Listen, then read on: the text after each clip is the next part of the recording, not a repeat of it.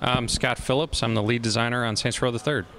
Craig Donovan, producer on Saints Row the Third. Hey guys, you can call up the helicopter. Found the way to open the vault. Don't touch it! We definitely wanted to start with a peak. We didn't want to start, very slow. I personally dislike it when I, have to start a game and I go through a bunch of menus and then I go through a bunch of slow tutorials and then I'm finally I finally get to the actual fun of the game. And so I definitely wanted to start us off strong. I think the level of intensity goes up and down, but I think our sort of insanity kind of has a straight peak up from the beginning. So no, I wasn't worried about starting off with that big bang. I think with Saints Row the Third, certainly people really understand that open world is a genre, and games like GTA are very different from games like Saints Row. And they recognize that that's good. It's better alternatives and choices for players, and it's good for the industry as a whole. As far as telling them, I think we've been preaching that message for a long time, and I think our mechanics and assets we've released really emphasize that.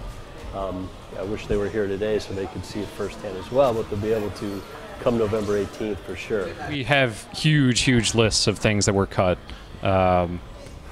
We always look back at them, like we will look back at stuff that was cut on Saints Row 2 to figure out things for Saints Row 3.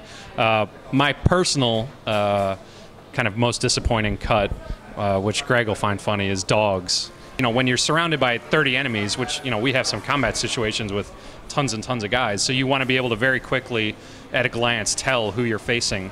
And so height and that sort of thing played into it a lot, and so that's why we have the brutes that are the 8-foot-tall guys. On the other end, I wanted to have dogs, because I think that they're small, they're quick, they have a different, obviously they're not going to fire guns at you, though, actually, now thinking about that, that could be pretty neat. But anyway, they would run up on you, they would jump on you. I've actually got a video of it on my kit at home, because we had prototyped it.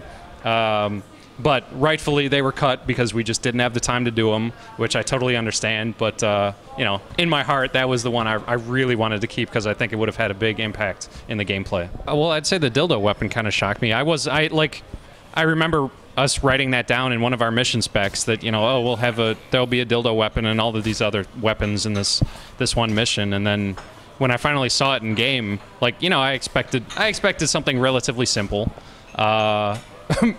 And he came back with this 6-foot-long floppy dildo with balls on it, and it was veiny. He had spent a lot of time on the texture and modeling it, and I was kind of like, wow, that was a little bit more than I was expecting, but that's pretty amazing. It took us a long time to kind of break through reviewers and the press and the consumers, players, kind of to see, oh, okay, there can be something that, maybe it looks similar to GTA on the surface, but it's not.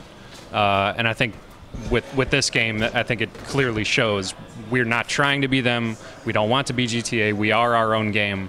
I look forward to seeing what they have, but I'm almost positive that what we have is completely different than what they have.